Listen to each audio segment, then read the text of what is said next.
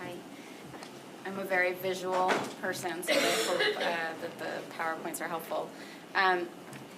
As I said, I'm going to spend this second time talking to you specifically about the insanity defense that Mr. Bourgoin has raised in this case. And I think that the first thing to sort of address is that as a society, we use the term insane pretty interchangeably with crazy, wild, illogical, irrational. We say things like, that was insane, or you'd have to be insane to do something like that. But that's not the law. And so for the first time, probably from a lot of people's perspective, you're going to have to actually differentiate the two and look at whether or not Mr. Bourgoin's conduct was actually, by law, insane. Whether he is or isn't responsible for his conduct due to a potential mental disease. The defense just gave a closing with a lot of statements in it that are not evidence. A lot of conclusory statements based on their opinion of the evidence. Mr. Kadams did not testify in this case. I did not testify in this case. When he makes statements like the state didn't want to put Dr. Cotton on the stand, or he makes statements like, why didn't they hire Dr. Kapoor, or why didn't they hire Dr. Cotton initially? Those answers aren't in evidence. You don't know why. There could be a lot of different reasons at play, and Mr. Kadams is asking you to assume. And you can't, because you didn't hear evidence from that seat that would answer those questions. So the defense has the burden of proving that Mr. Bourgoin was insane.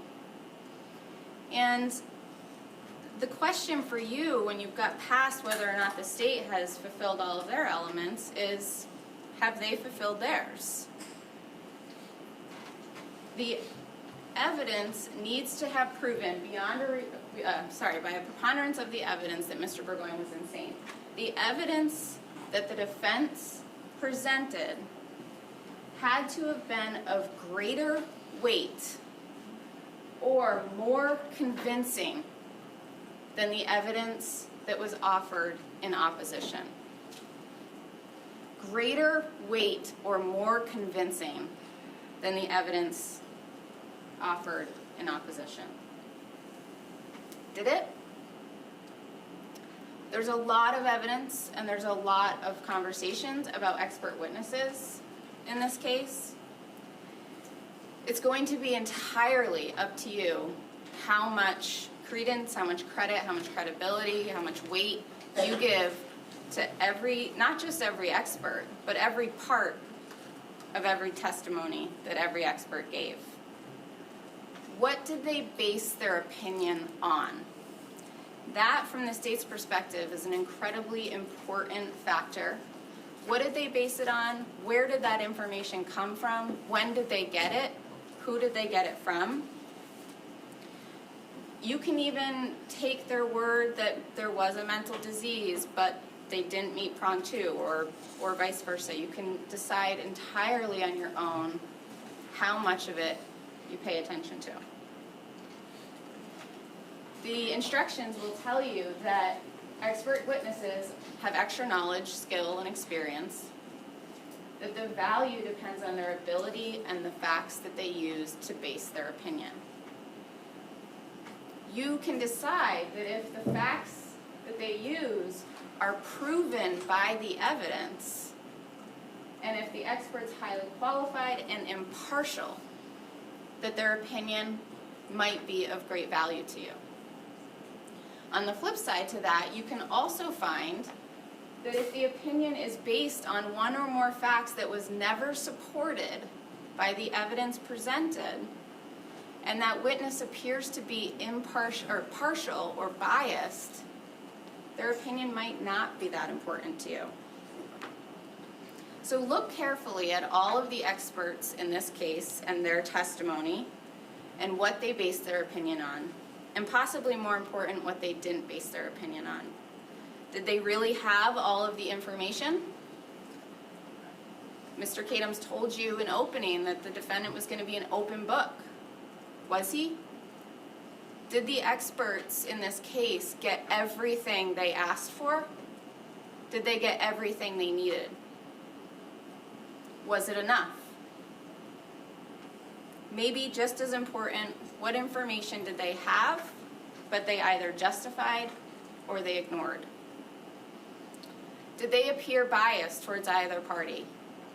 Did Dr. Rosmarin in his testimony appear biased? Did he appear impartial? Or did he take Mr. Bourgoin at his word and use Mr. Bourgoin's version of events when it helped his opinion and justified inconsistencies and explained away inconsistencies when it did not? And Dr. Kapoor told you that she relied heavily on Dr. Rosmarin's report. So if you find that Dr. Rosmarin maybe wasn't entirely impartial, maybe was a little biased, then you can assume that Dr. Kapoor was relying on a maybe partial and biased report. She told you that she did not read the transcripts themselves of the interviews, that she relied on Dr. Rosmarin's report. And when I asked her about a few of the comments in that report, or in the transcripts that were not in the report, she was not aware of them. These two doctors met with Mr. Bourgoin 16, 18, 24 months after the crashes. And they relied on his statements and his version and thought process leading up to this crash to base their opinion. Dr. Kapoor acknowledged that there was discrepancies between what Mr. Bourgoin told her and what the evidence showed, and she found that they were sufficiently reconciled. Were they? That will be for you to decide. What facts do these witnesses use? What facts were proven by the evidence, not what they were told, but what was proven by the evidence to support their opinion? Because if those opinions are based on any misconstrued information or just false information, or wanting to think more of something than it was, for example, does the search of clown threats during the week before the crash justify or further, is that evidence of Mr. Bourgoin's paranoia? Or when taken in light of the fact that there was actually clown threats happening in the area that week, is that a more reasonable explanation for the search? Same for Julian Assange. Dr. Kapoor relied on the fact that Mr. Bourgoin had searched for Julian Assange. I would submit most of us did. They relied on the fact that the cell phone data shows him driving to Heinsberg, towards Heinsberg. Is that really what the evidence showed? Because if the basis for their opinions has holes in it, then you can conclude that the opinion itself has holes in it. So rather than relying on what Mr. Bourgoin told these doctors about his history and how he was behaving in the months, weeks before the crashes, let's talk a little bit about what the evidence showed. In 2014, Mr. Bourgoin assaulted the mother of his child, Anila Lawrence. He grabbed her, he pulled her hair, and when asked about it by Dr. Rosmarin, he stated that this experience was traumatic for him. He stated that she upset him. And in 2016, when he again assaulted Miss Lawrence, he pushed her, he held her against the wall while she held their baby. And then when she attempted to leave, he took control of their vehicle for over 45 minutes while she asked to leave demanding that they split custody, and that if they didn't, he would drive them all off the road into a pond, killing them all. And when asked about this later, he stated that he did it, but he didn't do it intentionally. That she got in his way, so he pushed her out of the way. That he did threaten them, but he didn't mean that either. He was just telling them that he could drive them all off into a pond and kill them, not that he would. He told the judge in the parentage action that he did so unknowingly and in good faith.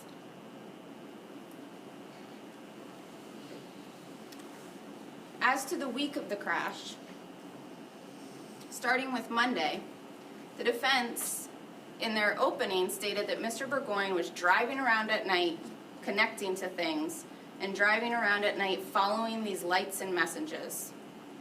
Where is the evidence that supports that? You heard from Cy who told you that on Monday, Mr. Bourgoin's movements were work, home for lunch, back to work, home after work, home for the night. And on Tuesday, work, home for lunch, back to work, back home, home for the night. Wednesday, work, home for lunch, work, home for the night. It's not until Thursday his routine changes a little bit. He goes to work, he goes home at lunch, he goes back to work, and he goes home. And then he goes to Tilly Drive before he goes home again. So we get this evidence, and Dr. Kapoor confronts Mr. Bourgoin on it. What's going on in Tilly Drive? Why'd you go to Tilly Drive? And his response, that's where my chiropractor is. I have my chiropractor appointment on Thursday at that time in Tilly Drive. Dr. Rosmarin told you that by Thursday and Friday, Mr. Bourgoin was totally psychotic. The evidence is that Thursday night he does the exact same things he's done all week, with the exception of going to a chiropractor appointment, a regularly scheduled chiropractor appointment, and then he goes to dinner with his best friends. Dr. Rosmarin also testified that during that same time, Mr. Bourgoin is researching all kinds of things around NSA, that he is researching Snowden, that he's on his computer and his tablet. Mr. Kadams just said he was doing all of this research on his phone, but that's not the evidence. The evidence is that when he wasn't driving around, he was home and he was researching on his computer and his tablet. That's the evidence. This is the evidence that on Thursday night, this is what Mr. Bourgoin's doing on his computer. Regular household computer things. Detective Sergeant Jollymore searched his computer for all of those search terms that the defendant said he was searching. He found none.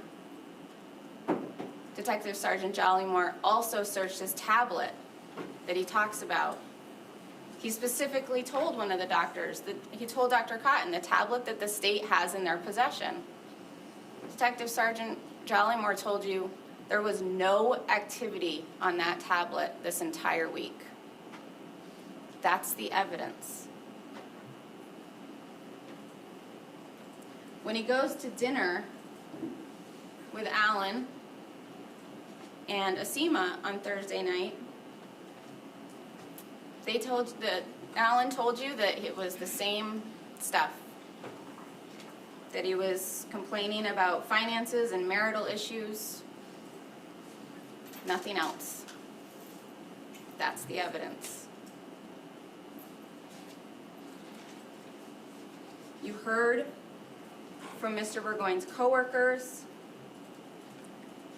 And again, Dr. Rosmarin and Dr. Kapoor want you to believe that at this time, this week, there's a ton of evidence that Mr. Bourgoin was in the early stages of a psychotic break, if not in a psychotic break, according to Dr. Rosmarin. But is that the evidence? Dodie testified. She told you there was nothing unusual about his behavior, nothing unusual about his looks, nothing unusual about his work product.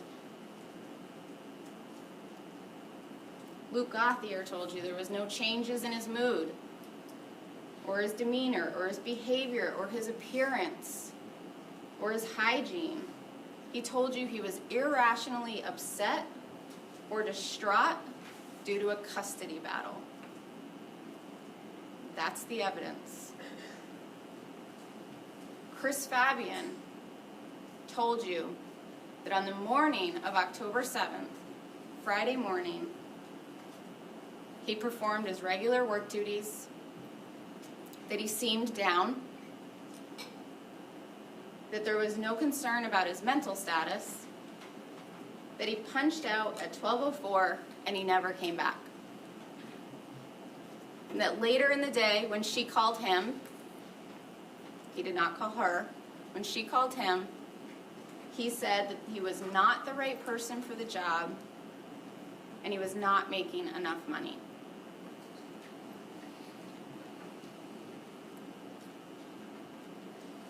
The state would submit that Mr. Kosovic's testimony is crucial testimony for your decision in this case, especially with regards to the insanity defense.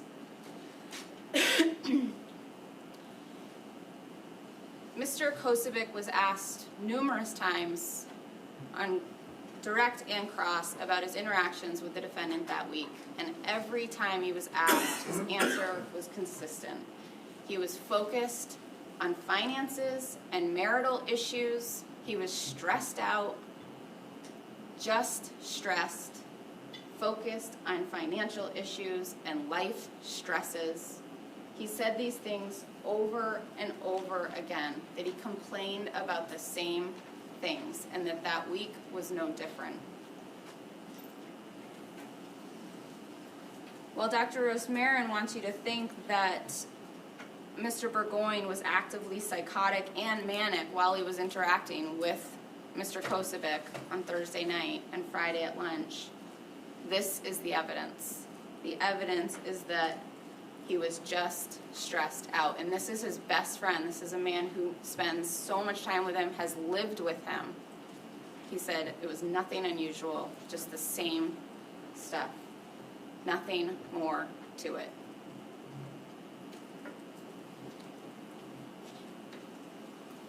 And further, Dr. Rosmarin and Dr. Kapoor rely heavily on the fact that Mr. Bourgoin shows up at their house at 3:30 in the morning, and that this is further proof that he was manic or psychotic. That's not what the evidence was. Mr. Kosovic said, yeah, it was odd, but he knew that he was always welcome at our house.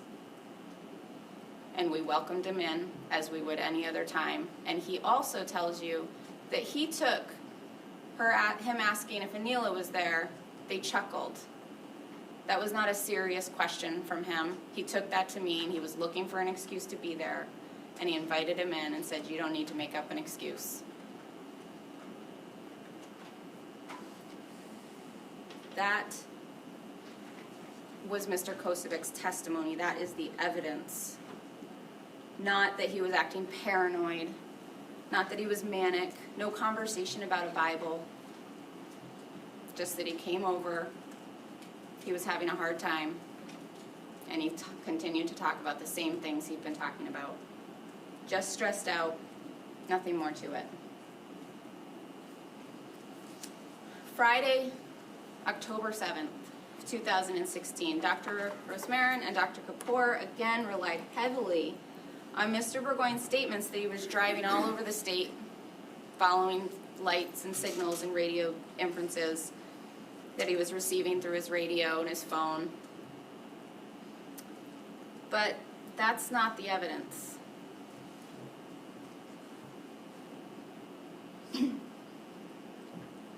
The defense makes a very big deal about the fact that Mr. Bourgoin's phone is last used in this area, somewhere in that arch. That's evidence that happened.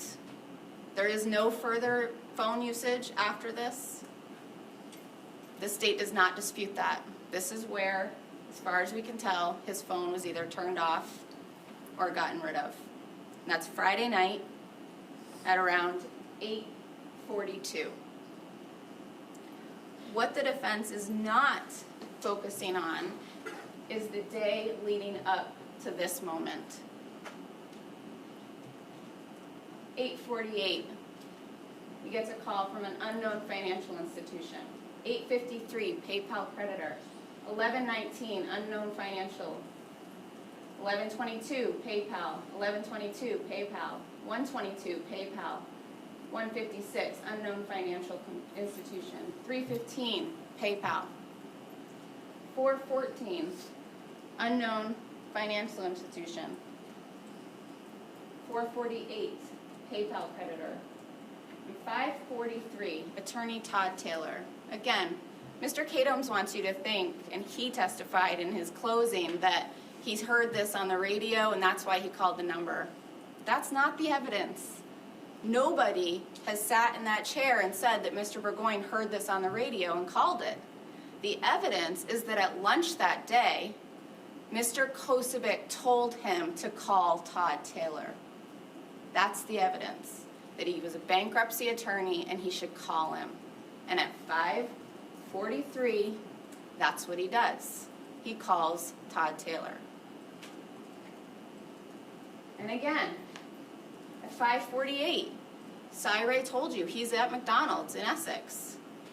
Defense wants you to think he's there because he sees a sign and texts apply, forgetting or ignoring that at lunch that day, Mr. Kosovic told him to apply at McDonald's, that there'd be less stress and it's good pay. That's the evidence, not what Mr. Katoms told you is why he texted it or called it. Mr. Kosovic told you, he told Mr. Bourgoin to do these two things, and that's exactly what he did. 6:28. Unknown financial institution. 6:44, PayPal creditor. 6:44, Capital One. And then at 8, well, Mr. Bourgoin wants you to think he is running through fields, dodging helicopters, and crawling through culverts, and only gets rid of his phone because he gets a strange message through Facebook Messenger from someone he hasn't talked to. This is the evidence. Mr. Bourgoin reached out to his friend and said, "You have a lot of hot-looking friends. Were you really in the movies?" Is that the statement from an individual who is running through a field and crawling through culverts on a secret mission? And then Mr. Whitney writes back, "Long time, Oaf," his nickname from high school. "Yeah, I worked for Ryan Reynolds. Where are you at these days?" And Mr. Bourgoin responds, "Just hanging in Vermont, looking up old photos. Just thought I would say hi. Water under the bridge. Wink." Dr. Kapoor told you what she took water under the bridge to mean because Mr. Bourgoin told her that he picked on Chris Whitney in school. So ask yourselves, what does water under the bridge mean to you? And why is Mr. Bourgoin reaching out to him? Does that look like the message exchange of an individual who's absolutely and totally psychotic? The state would submit it does not. He's searching on Facebook, Cumberland 12, a movie theater, Mexico 365, lead peepers, whether that's leaf peepers, lead peepers. Now we're talking, get connected to find the right spouse for your kids. These are the things he's doing on Facebook. Well, he is in this area. The defense wants you to just focus on this and ignore this. This is the evidence presented in this trial.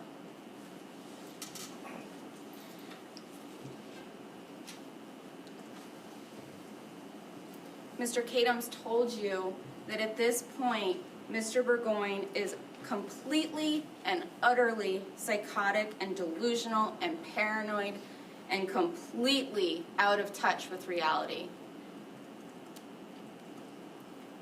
He told you that all of this is confirmed by cell phone records. Is it?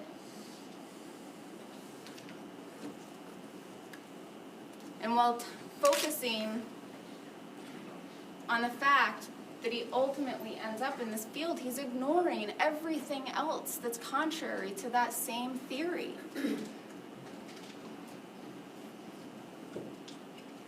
And Mr. Kadams also said to you in his cross that part of this was that Mr. Bourgoin was seeing signs and seeing numbers and calling those numbers. That's not an evidence. Nobody testified to that. And Mr. Kadams telling it to you is not evidence. And then, the next morning, we're at UVM Medical Center. You heard Dr. Runyon and Dr. Kennedy describe an individual who is manic. Is this a person that matches that description?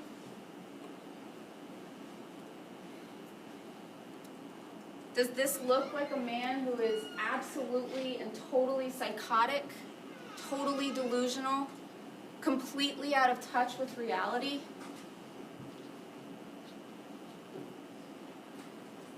The evidence is that nothing unusual in his appearance or demeanor.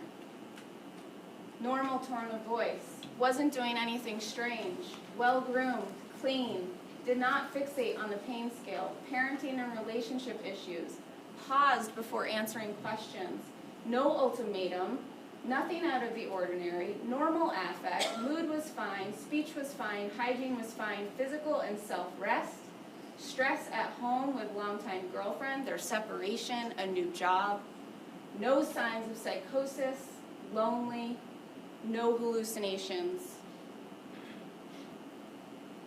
That's the evidence that you heard from the people who interacted with him that day, in that moment.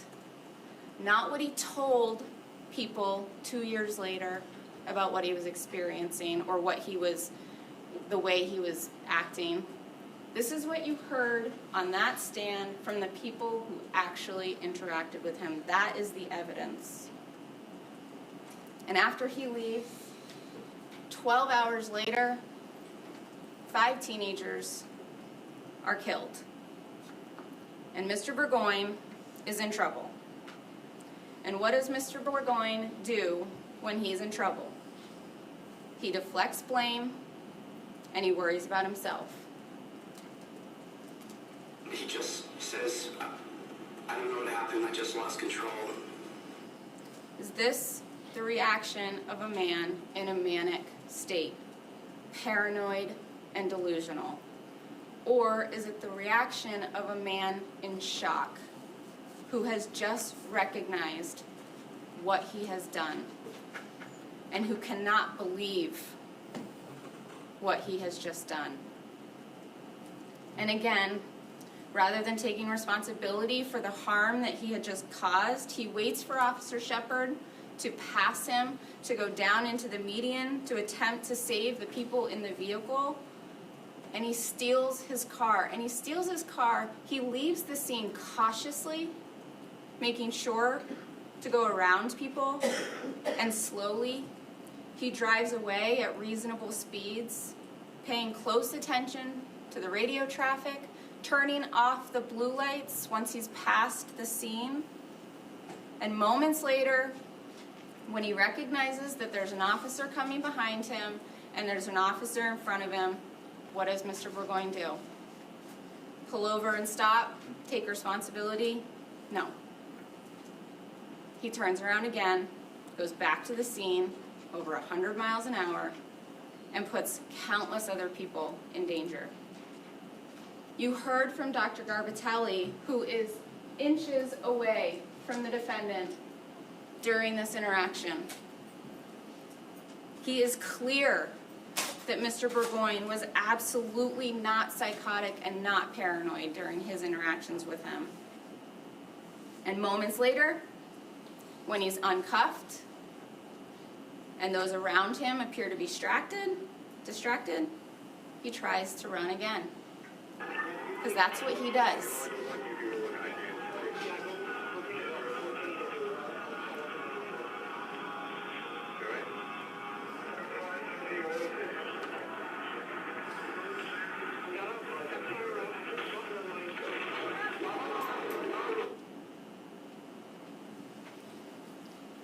And after this, the defendant goes to the UVM Medical Center for treatment. Dr. Rosmarin and Dr. Kapoor again opine that the doctors at UVM Medical Center would not have been able to see evidence of his apparent psychosis. Not because of the reasons that Mr. Kadams just said, but they told you that they wouldn't have been able to see those signs because Mr. Bourgoin could have hid them from him. As part of his mission, he was to keep this stuff to himself, and that he was in fact able to do that. But that's not what the evidence showed. It showed through those doctors that Mr. Bourgoin's responses were volitional, that his inconsistencies in his story were purposeful, that he was not confused. He had absolutely no signs of psychosis, no signs of mania. He was looking for signs and symptoms of mental disease. They were looking for those in each of their interactions with him, and they found none. He was not responding to any internal stimuli that would indicate paranoia or delusions. There was no signs of hallucinations, no signs of delusions, no seizures. Dr. Nackel told you he specifically looked at his records with regards to neurology because it was important for his care. Dr. Rosmarin testified heavily on his opinion that the mania was cured was due to seizures. Dr. Nackel said what they initially thought were seizures were not. And again, Mr. Kadams told you in his closing that he had these seizures. That's not the evidence. Dr. Nackel testified that he did not.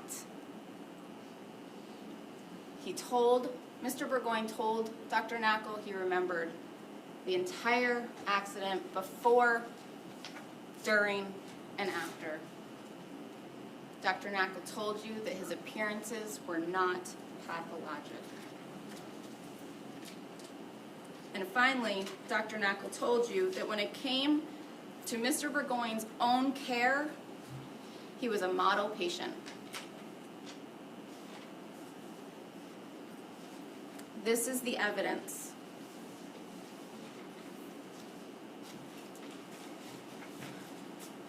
What we know from individuals who were closest to Mr. Bourgoin is that threatening violence is not new for him. He threatened to drive off the road with all the people in the car. He told Asima that if he loses his daughter, he was going to go off the deep end. He told Asima to get a rifle and go around shooting everyone in sight, that he'd just go crazy and do something dramatic. Everything that made life worth living had been taken from him. He had nothing left to live for. Mr. Bourgoin has a history of blaming other people for his conduct. He has a history of making violent threats and then playing them off as not being serious, with little understanding of how those threats impact other people. He has a history of losing control. This case is no different. It seemed to me that he was just one, just so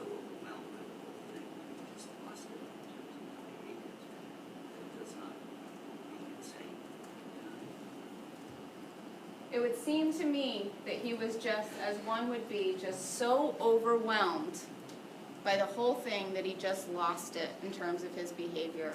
But that does not equal insane at the time. Ask yourself if there is sufficient evidence first that Mr. Bourgoin had a mental disease. Compare the testimony that you heard from people who interacted with Mr. Bourgoin over a year later to all of the evidence you heard from the people that interacted with him within weeks of the time that he committed these offenses. You're not bound by any of the experts' conclusions regarding what is or isn't a mental illness or whether Mr. Bourgoin had one. You're simply asked to weigh the evidence against each of their conclusions and ask yourself, because it's the defense's burden, what evidence did they present to support that?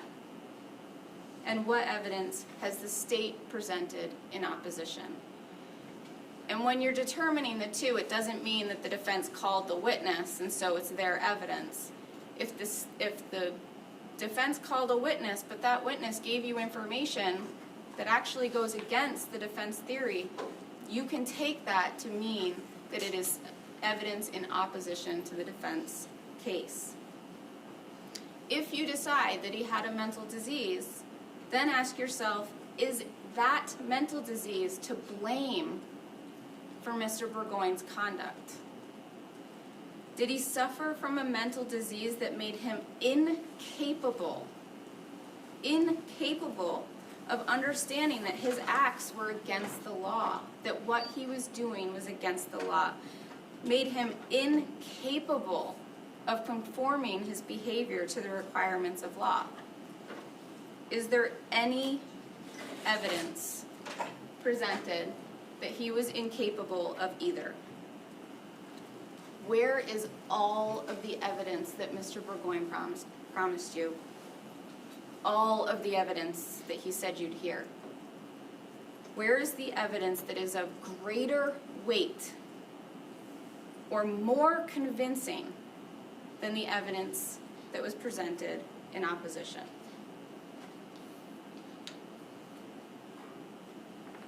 What happened the night of October 8th was horrific. It was tragic. It was irrational. It was reckless. And it was done with extreme indifference to the probability that others would die as a result. And 5 teenagers did. Mary Harris, Cyrus Shao, Liam Hale, Janny Cozy, and Eli Brookins.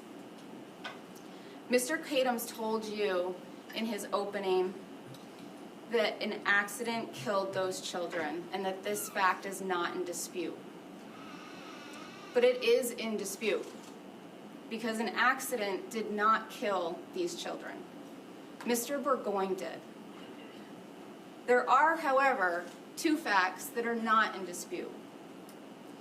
First, that on October 8th of 2016, Mr. Bourgoin was on a mission.